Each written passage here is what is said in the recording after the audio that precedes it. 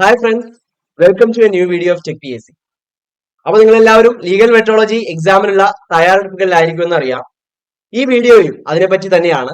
അതായത് എങ്ങനെയാണ് നമുക്ക് നമ്മുടെ ഈ ഒരു പ്രിപ്പറേഷൻ കുറച്ചുകൂടെ ഈസി ആൻഡ് എഫക്റ്റീവ് ആക്കി മാറ്റാൻ പറ്റുക എന്നതിനെ പറ്റിയാണ് ഈ വീഡിയോ ഡിസ്കസ് ചെയ്യാനായിട്ട് പോകുന്നത്. വേറൊന്നുമില്ല, ലീഗൽ മെട്രോളജി എക്സാമിന്റെ ഡീറ്റെയിൽഡ്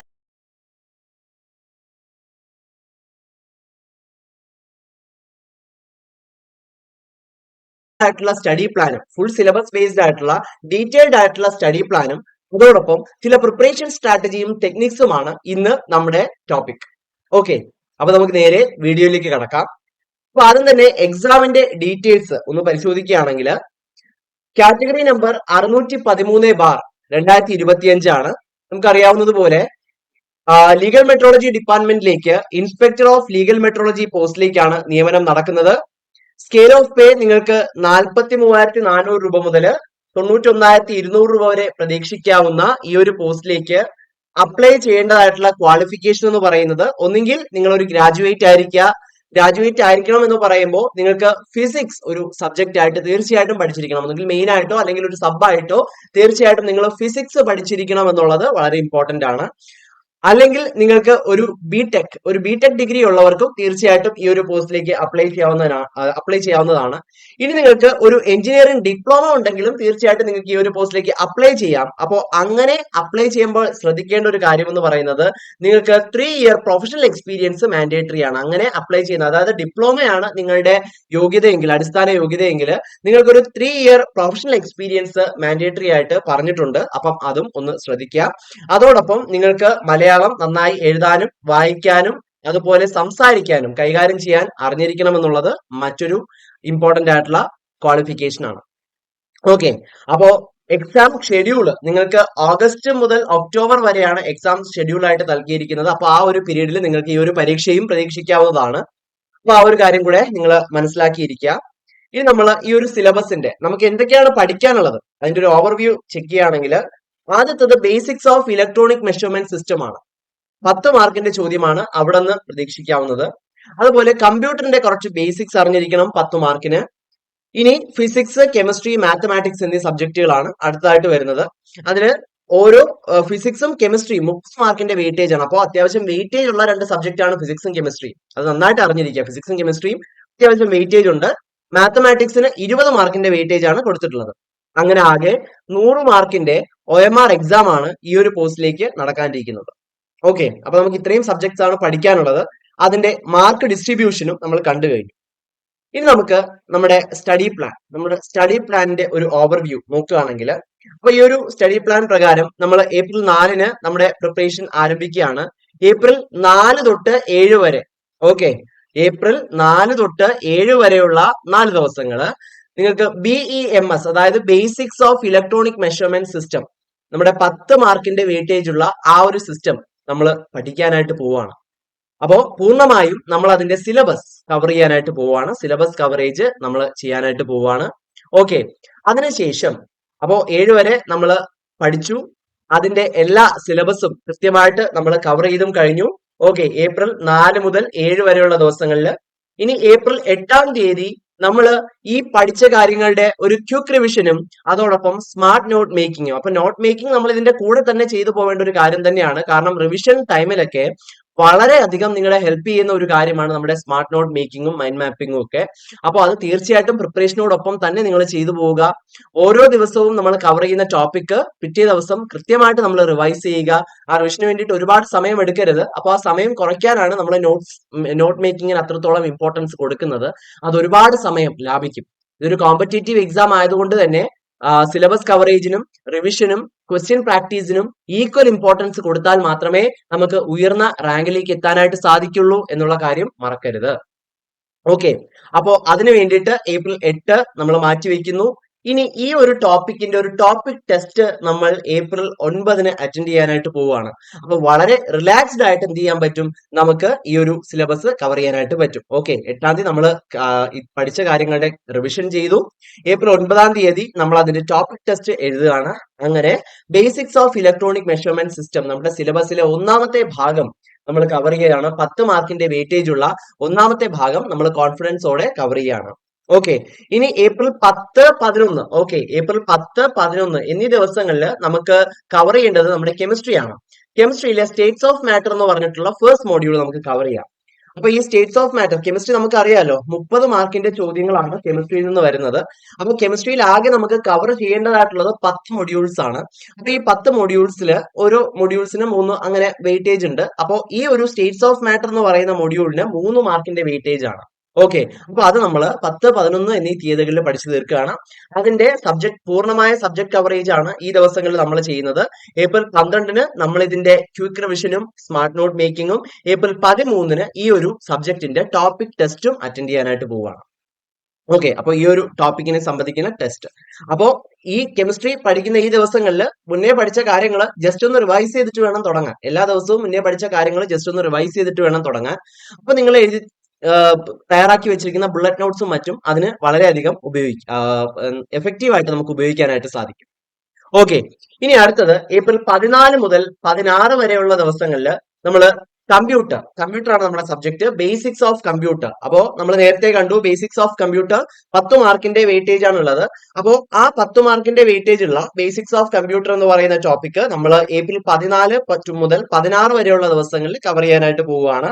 സബ്ജക്ട് കവറേജ് പൂർണ്ണമാക്കിയതിനു ശേഷം നമ്മൾ 17-ാം തീയതി അതിന്റെ ക്വിക്ക് റിവിഷനും സ്മാർട്ട് നോട്ട് മേക്കിങ്ങും ചെയ്യുന്നു. 18-ാം തീയതി അതിന്റെ ടോപ്പിക് വൈസ് ടെസ്റ്റും അറ്റൻഡ് ചെയ്തിട്ട് ആ ഒരു സിലബസ് നമ്മൾ കോൺഫിഡൻസോടെ കവർ ചെയ്യണം. ഓക്കെ, അപ്പൊ ഇങ്ങനെയാണ് ഈ ഒരു സ്റ്റഡി പ്ലാൻ മുന്നോട്ട് പോകുന്നത്. അടുത്തത് ഏപ്രിൽ 19-ന് ഫിസിക്സിലെ മെഷർമെന്റ്സ് എന്ന് പറയുന്ന ടോപ്പിക്. മെഷർമെന്റ്സിൽ നിന്ന് നമുക്ക് 2 മാർക്കിന്റെ വെയിറ്റേജ് ആണുള്ളത്. അപ്പൊ ഏപ്രിൽ 19-ന് നമ്മൾ ആ ഒരു സബ്ജക്ട് കവർ ചെയ്യുന്നു.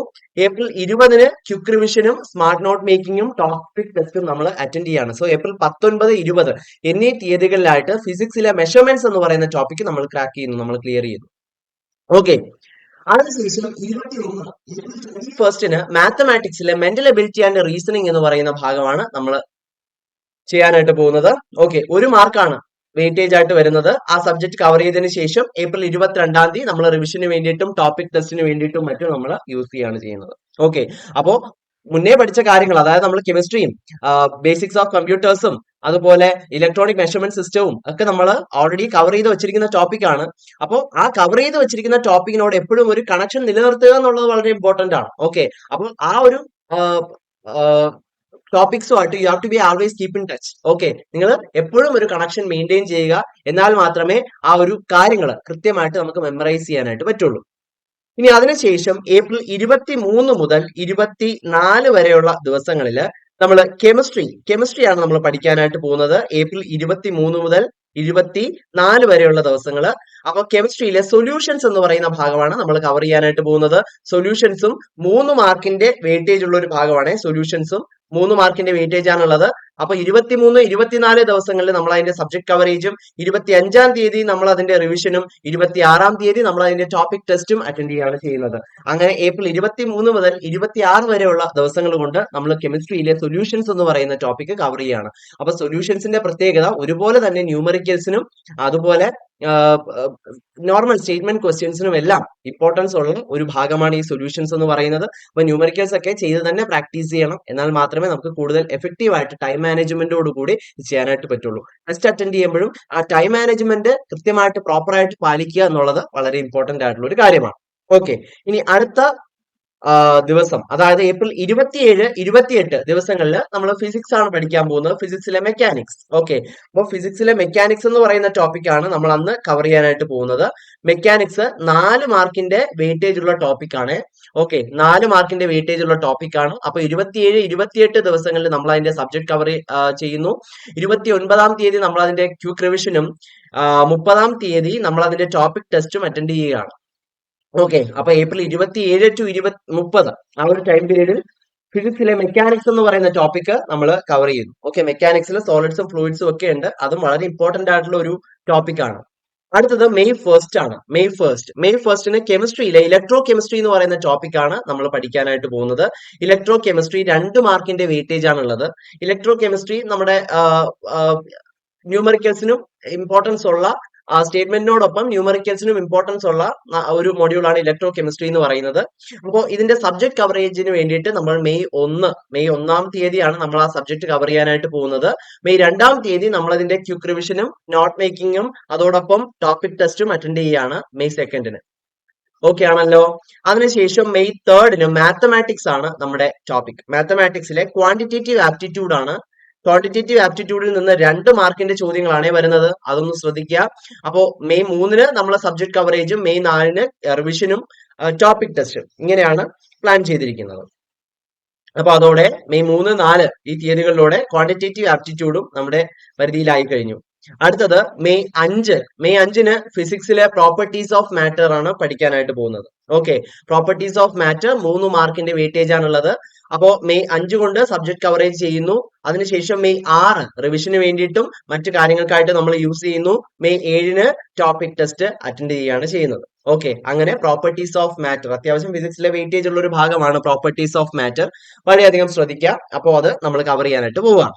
ഓക്കെ, അടുത്ത മെയ് 8, 9 ദിവസങ്ങളിൽ അനാലിറ്റിക്കൽ പ്രിൻസിപ്പിൾസ്, കെമിസ്ട്രിയിലെ അനാലിറ്റിക്കൽ പ്രിൻസിപ്പിൾസ് ആണ് നമ്മൾ പഠിക്കാനായിട്ട് പോകുന്നത്. ഓക്കെ, അതിലാണ് നമ്മുടെ തെർമോഗ്രാമമെട്രി തുടങ്ങി ധാരാളം ടോപ്പിക്സ് വരുന്ന ഒരു മേഖലയാണ് അല്ലെങ്കിൽ ഒരു മൊഡ്യൂളാണ് ഈ അനാലിറ്റിക്കൽ പ്രിൻസിപ്പിൾ എന്ന് പറയുന്നത്.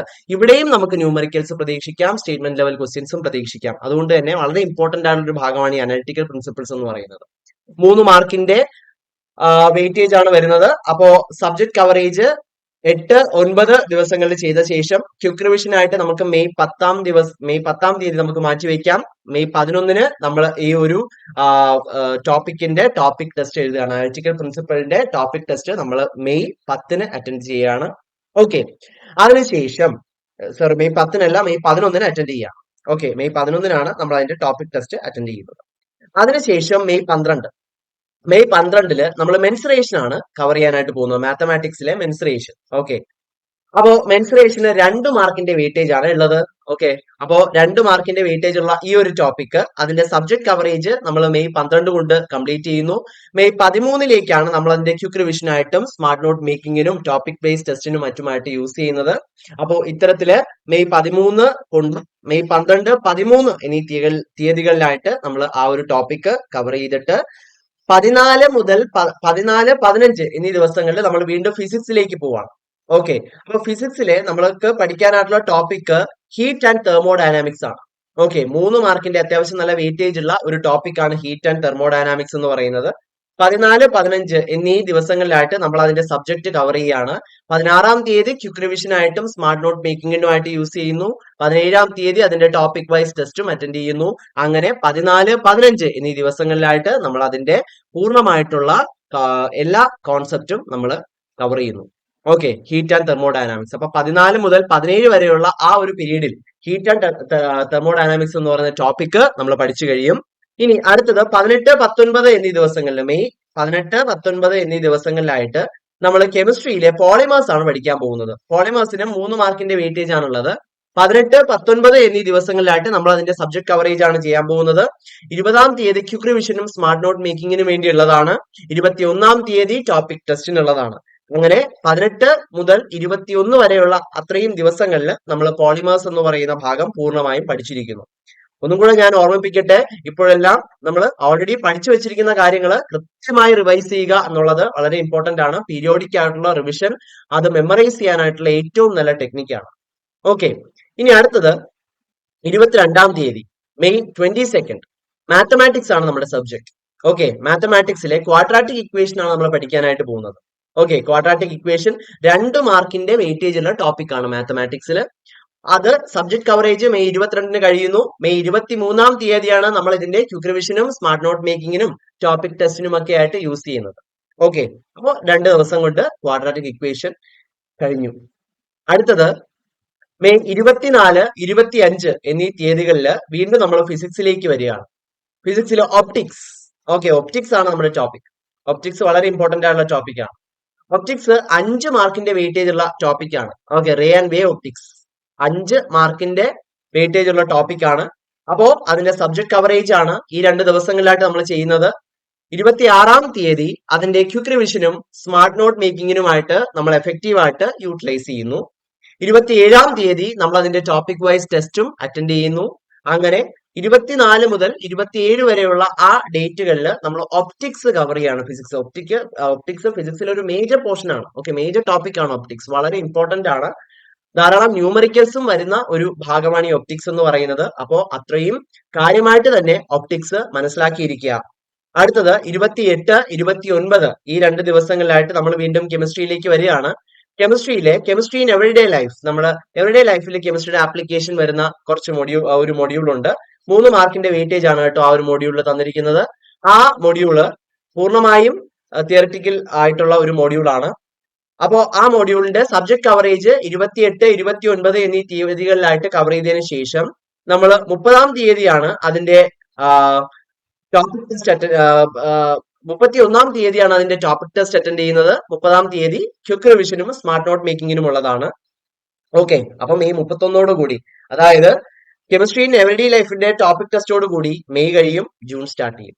അപ്പോ ജൂൺ 1, 2 ഈ 2 ദിവസങ്ങളിലായിട്ട് വീണ്ടും മാത്തമാറ്റിക്സിലെ മെട്രിസസ് ആൻഡ് ഡിറ്റർമിനൻസ് എന്ന് പറയുന്ന ഭാഗം, അത് വളരെ ടൈം കൺസ്യൂമിംഗ് ആയിട്ടുള്ള ഒരു ഭാഗമാണ്. ഓക്കെ, മീൻസ് എക്സാമിന് ക്വസ്റ്റ്യൻ ചെയ്യുമ്പോഴത്തേക്ക് അത്യാവശ്യം ടൈം കൺസ്യൂം ചെയ്യുന്ന ക്വസ്റ്റ്യൻ വരുന്ന ഭാഗമാണ്. അപ്പോൾ ഇത്തരം ഭാഗങ്ങളൊക്കെ നമ്മൾ പ്രാക്ടീസ് ചെയ്യുമ്പോൾ, ഇത്തരം ഭാഗങ്ങളൊക്കെ പഠിക്കുമ്പോൾ ടൈം മാനേജ്മെന്റ് എന്ന് പറയുന്നത് വളരെ ഇമ്പോർട്ടന്റ് ആയിട്ടുള്ള ഒരു ഫാക്ടറാണ്. ഓക്കെ, അപ്പൊ അത് കൃത്യമായിട്ട് പ്രോപ്പർ ആയിട്ട് ചെയ്ത് തന്നെ പഠിക്കുക. ഈ 1-2 ദിവസങ്ങളിലായിട്ട് നമ്മൾ സബ്ജക്ട് കവറേജ് ചെയ്യുന്നു. 3-ാം തീയതി ജൂൺ 3-ന് ക്വിക്ക് റിവിഷനും അതുപോലെ സ്മാർട്ട് നോട്ട് മേക്കിങ്ങിനുമായിട്ടുള്ള സമയമാണ്. ജൂൺ 4-ന് ടോപ്പിക് വൈസ് ടെസ്റ്റും നമ്മൾ അറ്റൻഡ് ചെയ്യുകയാണ്. ഓക്കെ, അതിനുശേഷം ജൂൺ 5, 6 ദിവസങ്ങളിൽ വീണ്ടും നമ്മുടെ ഫിസിക്സിലെ അടുത്ത ഒരു മേജർ ടോപ്പിക് ആണ് ഇലക്ട്രോസ്റ്റാറ്റിക് ആൻഡ് കറണ്ട് ഇലക്ട്രിസിറ്റി. കറണ്ടുമായിട്ടൊക്കെ ബന്ധപ്പെട്ട മറ്റൊരു വളരെ ഇമ്പോർട്ടന്റ് ആയിട്ടുള്ള ടോപ്പിക് ആണ് ഇത്, electrostatics and current electricity. Weightage വരുന്നത് 4 മാർക്കാണ്. അപ്പൊ 5, 6 എന്നീ ദിവസങ്ങളിലായിട്ടാണ് നമ്മൾ ഇതിന്റെ സബ്ജക്ട് കവർ ചെയ്യേണ്ടത്. ജൂൺ 5, 4. ഓക്കെ, 5, 6. അതിനുശേഷം ജൂൺ 7-ാം തീയതി നമ്മൾ ഇതിന്റെ ക്വിക്ക് റിവിഷനും സ്മാർട്ട് നോട്ട് മേക്കിങ്ങിനുമായിട്ട് ഉപയോഗിക്കുന്നു. ജൂൺ 8-ാം തീയതി നമ്മൾ ഇതിന്റെ ടോപ്പിക് വൈസ് ടെസ്റ്റും അറ്റൻഡ് ചെയ്യുന്നു. ഓക്കെ, അപ്പോൾ ഇലക്ട്രോസ്റ്റാറ്റിക്സ് ആൻഡ് കറണ്ട് ഇലക്ട്രിസിറ്റി ആണ് നമ്മുടെ ടോപ്പിക് ഫിസിക്സിലെ. വീണ്ടും ജൂൺ 9-ാം തീയതി പൂർണ്ണമായും ഒരു തിയററ്റിക്കൽ ആയിട്ടുള്ള ഒരു ചാപ്റ്റർ ആണ് ഫ്യൂവൽസ്, പ്രൊപ്പല്ലൻസ് ആൻഡ് എക്സ്പ്ലോസീവ് എന്ന് പറയുന്നത് കെമിസ്ട്രിയിലെ. ഓക്കെ, സ്റ്റേറ്റ്മെന്റ് ക്വസ്റ്റ്യൻസ് ഇതിൽ നിന്ന് പ്രതീക്ഷിക്കാം. അപ്പോൾ ഈ ഒരു ടോപ്പിക് ഫ്യൂവൽസ്, പ്രൊപ്പല്ലൻസ് ആൻഡ് എക്സ്പ്ലോസീവ് 2 മാർക്കിന്റെ വെയിറ്റേജ് ആണ് ഉള്ളത്. ഓക്കെ, അപ്പൊ 2 മാർക്കിന്റെ വെയിറ്റേജ് ഉള്ള വളരെ ഈസി ആയിട്ടുള്ള ഒരു മൊഡ്യൂൾ ആണ്, സ്കോർ ചെയ്യാൻ പറ്റുന്ന ഒരു മൊഡ്യൂൾ ആണ്. അപ്പോൾ ഈ ഒരു മൊഡ്യൂൾ നമ്മൾ ജൂൺ 9-ാം തീയതി കവർ ചെയ്യണം. അതിന്റെ സബ്ജക്ട് കവറേജ് പൂർണ്ണമാക്കിയിരിക്കണം. 10-ാം തീയതി ഇതിന്റെ റിവിഷനും അതുപോലെ ടോപ്പിക് ടെസ്റ്റിനും മറ്റുമായിട്ട് നമ്മൾ എഫക്റ്റീവ് ആയിട്ട് അത് യൂസ് ചെയ്യണം. ഓക്കെ, അപ്പൊ ഇത്രയുമാണ് അവിടെ. ഇനി വീണ്ടും ജൂൺ 11-ന് വീണ്ടും നമ്മൾ മാത്തമാറ്റിക്സിലേക്ക് വരികയാണ്. മാത്തമാറ്റിക്സിലെ സിസ്റ്റം ഓഫ് ലീനിയർ ഇക്വേഷൻസ് ആണ് നമ്മുടെ ടോപ്പിക്. ഓക്കെ, 2 മാർക്കിന്റെ വെയിറ്റേജ് ആണ് ഈ ഒരു ടോപ്പിക്കിനുള്ളത്, system of linear equations. Okay, അപ്പോൾ ഈ സിസ്റ്റം ഓഫ് ലീനിയർ ഇക്വേഷൻ എന്ന് പറയുന്ന ടോപ്പിക് നമ്മൾ 11-ാം തീയതി കവർ ചെയ്തിട്ട് 12-ാം തീയതി അതിന്റെ ക്വിക്ക് റിവിഷനും സ്മാർട്ട് നോട്ട് മേക്കിങ്ങിനും ടോപ്പിക് ടെസ്റ്റിനും മറ്റുമായിട്ട് യൂസ് ചെയ്യുന്നു. ഓക്കെ, അങ്ങനെ ആ ഒരു ടോപ്പിക് നമ്മൾ ക്ലിയർ ചെയ്യാണ്. ഇനി ജൂൺ 13-ാം തീയതി വീണ്ടും ഫിസിക്സിലേക്ക് വരികയാണ്. ഫിസിക്സിലെ മാഗ്നറ്റിസം ആണ് നമ്മുടെ ടോപ്പിക്. ഓക്കെ, ഫിസിക്സിലെ മാഗ്നറ്റിസം ആണ് ടോപ്പിക്. മാഗ്നറ്റിസം 2 മാർക്കിന്റെ വെയിറ്റേജ് ഉള്ള ഭാഗമാണ്. അപ്പോൾ അതിന്റെ സബ്ജക്ട് കവറേജിനായിട്ട് ജൂൺ 13-ാം തീയതി, അതിന്റെ റിവിഷനും സ്മാർട്ട് നോട്ട് മേക്കിങ്ങിനും ടോപ്പിക് ടെസ്റ്റിനുമായിട്ട് ജൂൺ 14-ാം തീയതി. 2 ദിവസം കൊണ്ട് മാഗ്നറ്റിസവും കഴിഞ്ഞു. ഓക്കെ, വീണ്ടും കെമിസ്ട്രി ജൂൺ 15-ാം തീയതി നാനോ മെറ്റീരിയൽസ് ആണ് നമ്മുടെ ടോപ്പിക്. ഓക്കെ, നാനോ കെമിസ്ട്രി അതാണ് നമ്മുടെ ടോപ്പിക്. 3 മാർക്കിന്റെ വെയിറ്റേജ് ഉണ്ടെങ്കിൽ പോലും വളരെ ഈസി ആയിട്ട് നമുക്ക് കവർ ചെയ്യാൻ പറ്റുന്ന ഒരു ടോപ്പിക് ആണ് നാനോ മെറ്റീരിയൽസ് എന്ന് പറയുന്നത്. പൂർണ്ണമായും തിയറി ബേസ്ഡ് ആയിട്ടുള്ള ഒരു ഭാഗമാണ് ഈ നാനോ മെറ്റീരിയൽസ്. വളരെ ഈസി ആയിട്ട് നമുക്ക് കവർ ചെയ്യാൻ പറ്റും. അപ്പൊ ഇതും ഒരു സ്കോറിംഗ് ആയിട്ടുള്ള ഒരു ഭാഗമാണ് നാനോ മെറ്റീരിയൽസ്. ഓക്കെ, കൃത്യമായി പഠിക്കുക. അതിനുശേഷം 16 നമുക്ക് ക്വിക്ക് റിവിഷനും സ്മാർട്ട് നോട്ട് മേക്കിങ്ങിനും ടോപ്പിക് ടെസ്റ്റിനുമായിട്ട് യൂസ് ചെയ്യേണ്ടതാണ്. അപ്പൊ ഇങ്ങനെ പറയുന്ന കാര്യം, അതായത് തിയറി ബേസ്ഡ് ആയിട്ടുള്ള ക്വസ്റ്റ്യൻസും ന്യൂമറിക്കൽസും ഒക്കെ വരുമെന്ന് പറയുന്ന കാര്യം, നമ്മൾ ക്വസ്റ്റ്യൻ ന്യൂമറിക്കൽസ് ചെയ്യുമ്പോഴത്തേക്ക് നമുക്കറിയാം സ്വാഭാവികമായിട്ടും അത് കുറച്ച് ടൈം കൺസ്യൂമിംഗ് ആണ്. ഓക്കെ. അപ്പൊ നമുക്കറിയാമല്ലോ ഒരു ക്വസ്റ്റ്യൻ അറ്റൻഡ് ചെയ്യാനായിട്ട് നമുക്ക് കിട്ടുന്നത് 1 മിനിറ്റോ അതിൽ കുറവുള്ള സമയമായിരിക്കും.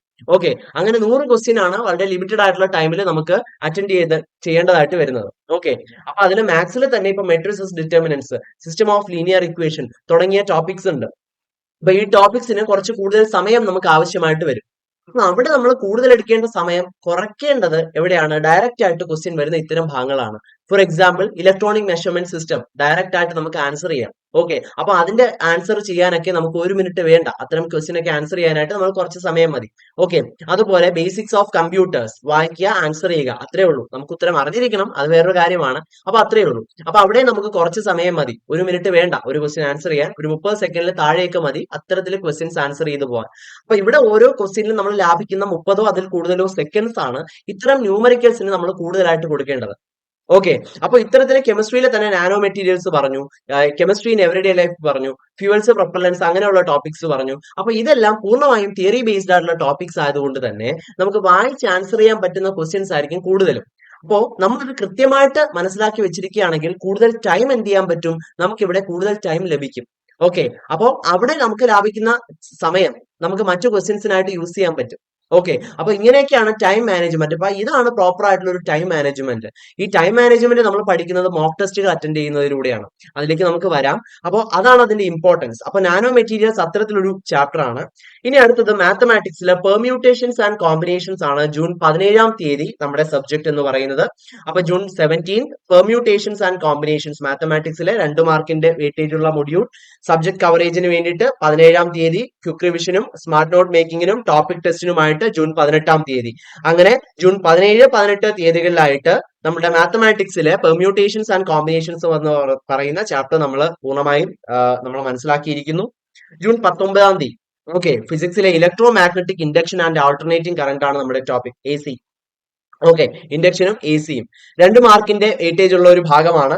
സബ്ജക്ട് കവറേജിനായിട്ട് ജൂൺ 19, അതുപോലെ ടോപ്പിക് ടെസ്റ്റിനും ക്യൂബ് റിവിഷനും ഒക്കെ ആയിട്ട് ജൂൺ 20. അങ്ങനെ നമ്മൾ ആ 2 ദിവസം കൊണ്ട് electro magnetic induction and alternative current എന്ന് പറയുന്ന ടോപ്പിക് കഴിയുന്നു. അടുത്തത് ജൂൺ 21, 22 ഈ ദിവസങ്ങളിലായി നമ്മൾ കെമിസ്ട്രിയിലെ സ്പെക്ട്രോസ്കോപ്പി ആണ് നമ്മൾ പഠിക്കാനായിട്ട് പോകുന്നത്. സ്പെക്ട്രോസ്കോപ്പി 4 മാർക്കിന്റെ വെയിറ്റേജ് ഉള്ള വളരെ ഇമ്പോർട്ടന്റ് ആയിട്ടുള്ള ഒരു ടോപ്പിക് ആണ്. അപ്പൊ സ്പെക്ട്രോസ്കോപ്പി ശ്രദ്ധിക്കുക. സ്പെക്ട്രോസ്കോപ്പി വളരെയധികം വെയിറ്റേജ് ഉള്ള ഒരു ഭാഗമാണ്. സ്പെക്ട്രോസ്കോപ്പിയിൽ നമുക്ക് അത്യാവശ്യം സമയം എടുക്കുന്ന ക്വസ്റ്റ്യൻസ് വരുന്ന ഭാഗമാണ് സ്പെക്ട്രോസ്കോപ്പി എന്ന് പറയുന്നത്. ഓക്കെ, അതിൽ പീക്ക് സ്പ്ലിറ്റിംഗ് ഒക്കെ വരുമ്പോഴത്തേക്ക് നമ്മൾ അതിനനുസരിച്ച് കോൺസെപ്റ്റും നമ്മൾ കുറെ പുതിയ കാര്യങ്ങൾ സ്പെക്ട്രോസ്കോപ്പിയിൽ പഠിക്കുന്നുണ്ട്. ഓക്കെ, അപ്പോൾ വളരെ ഇമ്പോർട്ടന്റ് ആയിട്ടുള്ള ഒരു ടോപ്പിക് ആണ് സ്പെക്ട്രോസ്കോപ്പി എന്ന് പറയുന്നത്. ആ ഇമ്പോർട്ടൻസ് കൊടുത്ത് തന്നെ പഠിക്കുക.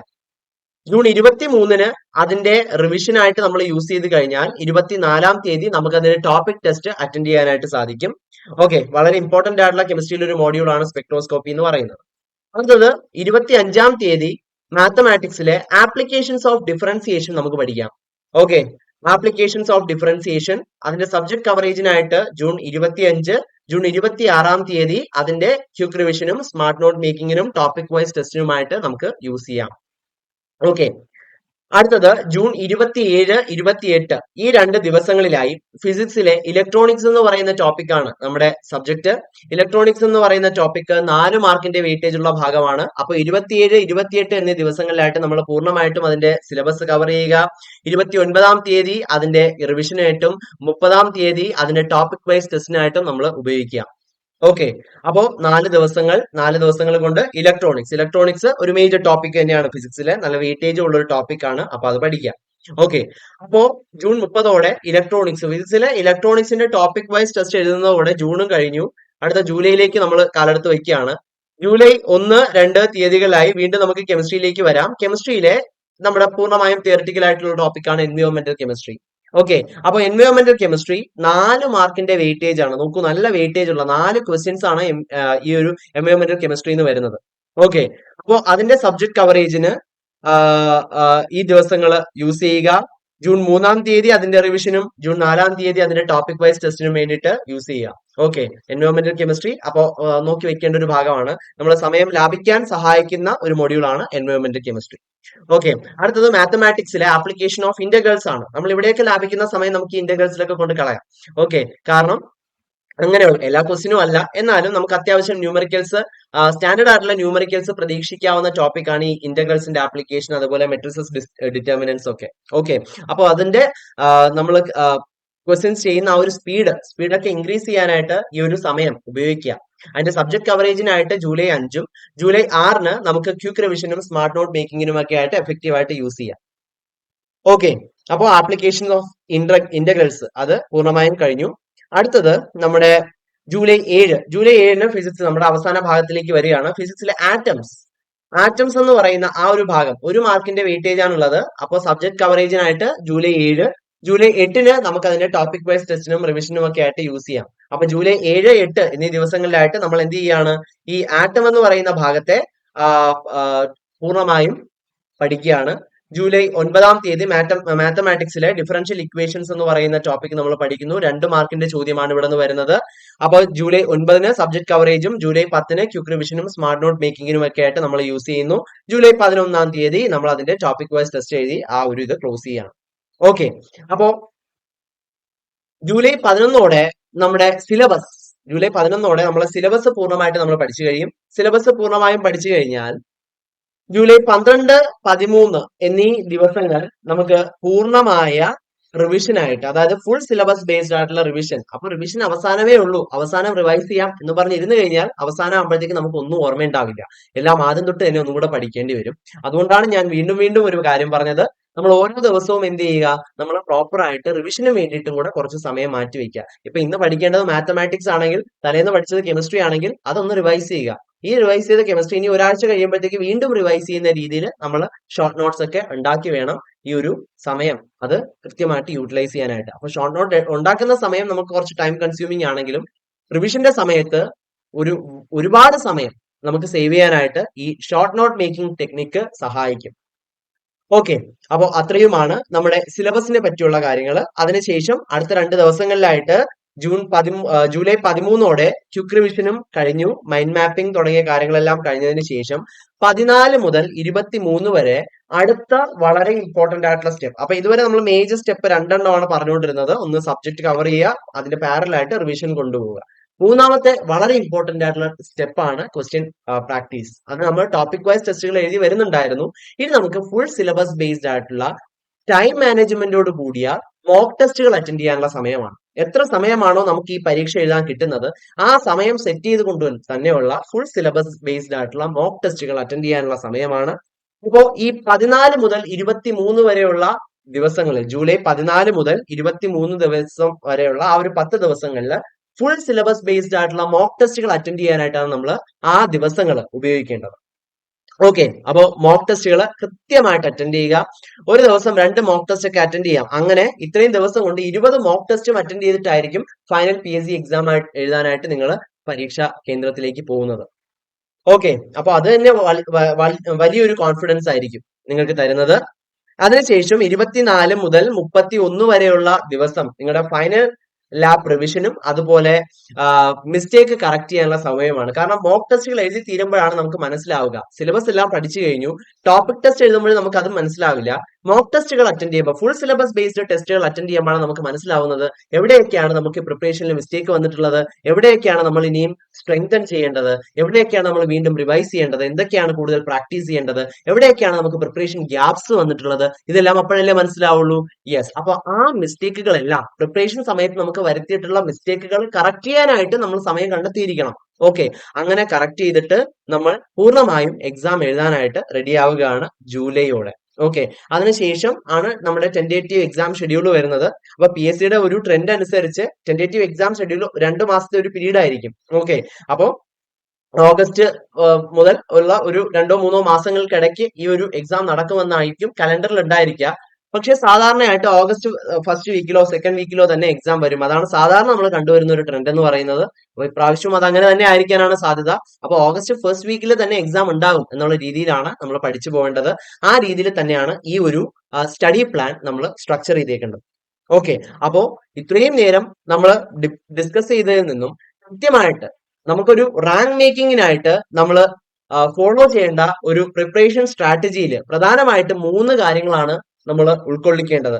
ഒന്നാമത്തെ കാര്യം, go through the syllabus and PYQs. Okay, syllabus പൂർണ്ണമായിട്ട് മനസ്സിലാക്കിയിരിക്കുക, PYQs പ്രീവിയസ് ഇയർ ക്വസ്റ്റ്യൻ മനസ്സിലാക്കിയിരിക്കുക, ഓക്കെ, ആ ക്വസ്റ്റ്യൻ പാറ്റേൺ അനലൈസ് ചെയ്യുക, ആ കോമ്പറ്റീഷൻ എത്രത്തോളം ഉണ്ട് തുടങ്ങിയ കാര്യങ്ങളെല്ലാം ചെക്ക് ചെയ്യുക. ഇതെല്ലാം ഒന്നാമത്തെ, നമ്മൾ ഈ പരീക്ഷയെ പറ്റി ഒന്ന് മനസ്സിലാക്കിയിരിക്കുക, സിലബസിനെ പറ്റി മനസ്സിലാക്കിയിരിക്കുക എന്നുള്ളതാണ് ഫസ്റ്റ് സ്റ്റെപ്പ് എന്ന് പറയുന്നത്.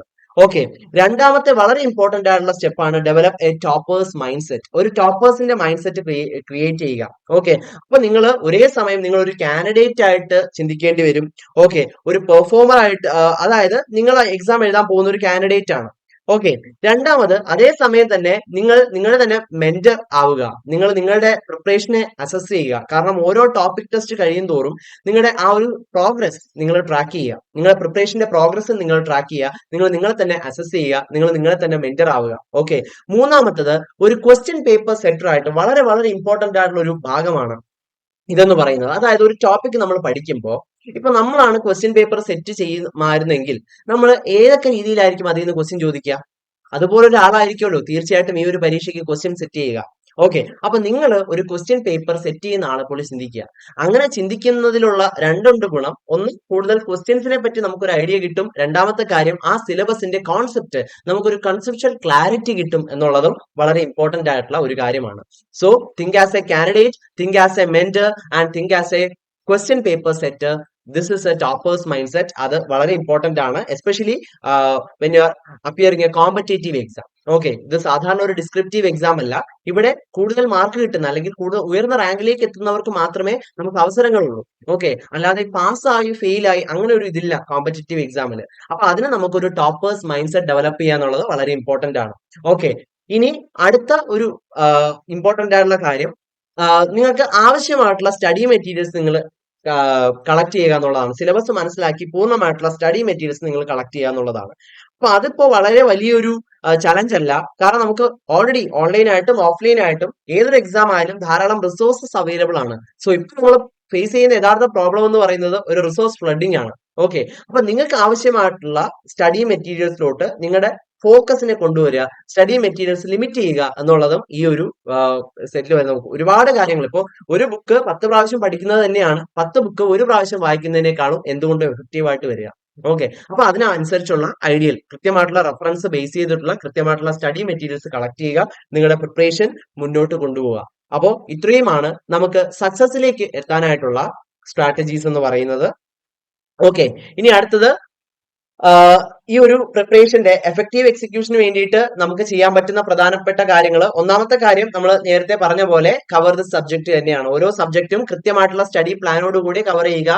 അത് കവർ ചെയ്യുന്ന സമയത്ത് തന്നെ എന്ത് ചെയ്യുക, അതിന്റെ സ്മാർട്ട് നോട്ട്സും നിങ്ങൾ പ്രിപ്പയർ ചെയ്യുക എന്നുള്ളത് വളരെ ഇമ്പോർട്ടന്റ് ആണ്. അടുത്ത, revise the topic periodically and prepare smart notes. നമ്മൾ പറഞ്ഞ കാര്യങ്ങൾ തന്നെ. ഓക്കെ, പീരിയോഡിക് ആയിട്ട് അതിനെ റിവൈസ് ചെയ്യുക. ഇന്ന് പഠിച്ച കാര്യം നാളെ റിവൈസ് ചെയ്യുക, ഒരാഴ്ച കഴിഞ്ഞ് വീണ്ടും റിവൈസ് ചെയ്യുക, ഒരു മാസം കഴിഞ്ഞ് വീണ്ടും റിവൈസ് ചെയ്യുക. അങ്ങനെ എപ്പോഴും ആ ഒരു സിലബസിനോട് നിങ്ങൾ ഒരു കോൺടാക്ട് വെക്കുക. ഓക്കെ, നിങ്ങൾ അതുമായിട്ട് ഒരു ബന്ധം പുലർത്തുക എന്നുള്ളതും വളരെ ഇമ്പോർട്ടന്റ് ആയിട്ടുള്ള ഒരു ഭാഗമാണ്. അടുത്തത്, attend quality model test and identify your mistakes. Okay, കൃത്യമായിട്ടുള്ള മോഡൽ ടെസ്റ്റുകൾ നിങ്ങൾ പ്രാക്ടീസ് ചെയ്യുക. അതുവഴി നിങ്ങൾക്ക് എന്ത് ചെയ്യാൻ പറ്റും, നിങ്ങളുടെ എവിടെയൊക്കെയാണ് നിങ്ങൾക്ക് തെറ്റുകൾ വരുന്നത്, അല്ലെങ്കിൽ എവിടെയൊക്കെയാണ് നിങ്ങൾ കൂടുതൽ ശരിയാക്കേണ്ടത് തുടങ്ങിയ കാര്യങ്ങളെല്ലാം നമുക്ക് കൃത്യമായിട്ടുള്ള ഐഡിയ കിട്ടും. അപ്പൊ അത് ചെയ്യുക. അറ്റൻഡ് ക്വാളിറ്റി മോഡൽ ടെസ്റ്റ്, അതുപോലെ റെക്ടിഫൈ യുവർ മിസ്റ്റേക്ക്. അപ്പോൾ ഈ മോഡൽ ടെസ്റ്റിൽ നിന്നും നിങ്ങൾക്ക് വന്നിട്ടുള്ള മിസ്റ്റേക്സ് റെക്ടിഫൈ ചെയ്യാനുള്ളതാണ് അടുത്ത സമയം എന്ന് പറയുന്നത്. Choose your mode of competition. Okay, നിങ്ങൾ എക്സാം മനസ്സിലാക്കുക. ഓക്കെ, നിങ്ങളുടെ സ്ട്രെങ്ത് മനസ്സിലാക്കുക. ഓക്കെ, നിങ്ങളുടെ സ്ട്രെങ്ത്, കാരണം നിങ്ങൾ എന്താണെന്ന് നിങ്ങൾക്കേ അറിയാവുള്ളൂ. നിങ്ങളുടെ സ്ട്രെങ്ത് മനസ്സിലാക്കുക, നിങ്ങൾ എക്സാമിന്റെ കോമ്പറ്റീഷൻ മനസ്സിലാക്കുക. എക്സാമിന്റെ കോമ്പറ്റീഷൻ ഒരിക്കലും നമ്പർ ഓഫ് ആപ്ലിക്കൻസിലല്ല. നമ്മൾ യഥാർത്ഥത്തിൽ മത്സരിക്കാൻ പോകുന്നത് ഈ നമ്പർ ഓഫ് ആപ്ലിക്കൻസിന്റെ തന്നെ ചിലപ്പോൾ ഒരു 1% ആളുകളുടെ ആയിരിക്കും. ഓക്കെ, അപ്പൊ അതിലെങ്ങനെ എക്സൽ ചെയ്യാൻ പറ്റും, നിങ്ങളുടെ വീക്ക്നെസ്സും സ്ട്രെങ്ത്തും അറിഞ്ഞുകൊണ്ട് തന്നെ അതിലെങ്ങനെ എക്സൽ ചെയ്യാൻ പറ്റും എന്നുള്ള ഒരു കൃത്യമായിട്ടുള്ള പാത്ത് നിങ്ങൾ ക്രിയേറ്റ് ചെയ്യുക. ആ പാത്തിലേക്ക് നിങ്ങളുടെ പ്രിപ്പറേഷനെ ചാനലൈസ് ചെയ്യുക എന്നുള്ളത് വളരെ എഫക്റ്റീവ് ആയിട്ടുള്ള, വളരെ ഇമ്പോർട്ടന്റ് ആയിട്ടുള്ള ഒരു സ്റ്റെപ്പാണ്. ഓക്കെ, അപ്പോൾ എല്ലാവർക്കും കൃത്യമായിട്ടുള്ള കോൺഫിഡൻസോടുകൂടെ ഈ ഒരു ടോപ്പിക്, ഈ ഒരു എക്സാം കവർ ചെയ്യാനായിട്ട് സാധിക്കട്ടെ. അപ്പോൾ ഈ ഒരു എക്സാം നിങ്ങൾക്ക് വളരെ ഈസിയായി ക്രാക്ക് ചെയ്യാൻ, നിങ്ങളുടെ പ്രിപ്പറേഷൻ കുറച്ചുകൂടെ ഈസി ആക്കാനായിട്ട് tech PSC inspector of legal മെട്രോളജിയുടെ ക്രാഷ് കോഴ്സ് ടെക് PSC ആപ്പിലൂടെ അവൈലബിൾ ആണ്. അപ്പൊ ഈ ഒരു കോഴ്സിന്റെ ഈ ഒരു കോഴ്സിന്റെ പ്രധാനപ്പെട്ട പ്രത്യേകത എന്ന് പറയുന്നത് ഫുൾ സിലബസ് ബേസ്ഡ് ആയിട്ടുള്ള ലൈവ് ക്ലാസ്സുകളും റെക്കോർഡ് ക്ലാസ്സുകളും എക്സാം തീയതി നമുക്ക് കറക്റ്റ് ആയിട്ട് വന്നിട്ടില്ല. എന്നാൽ നിങ്ങൾക്ക് എന്നാണോ എക്സാം ആ എക്സാം ഡേറ്റ് വരെയും നിങ്ങൾക്ക് ലഭിക്കും എന്നുള്ളതാണ് നിങ്ങളുടെ ഫസ്റ്റ് ആയിട്ടുള്ള ഒന്നാമത്തെ പ്രത്യേകത. അപ്പൊ ഈ ക്ലാസ്സുകൾ നിങ്ങൾക്ക് തരുന്നത് മുൻ വർഷങ്ങളിൽ ധാരാളം വിജയികളെ സൃഷ്ടിച്ചിട്ടുള്ള ടെക് PSCയിലെ പരിചയസമ്പന്നരായ അധ്യാപകരായിരിക്കും.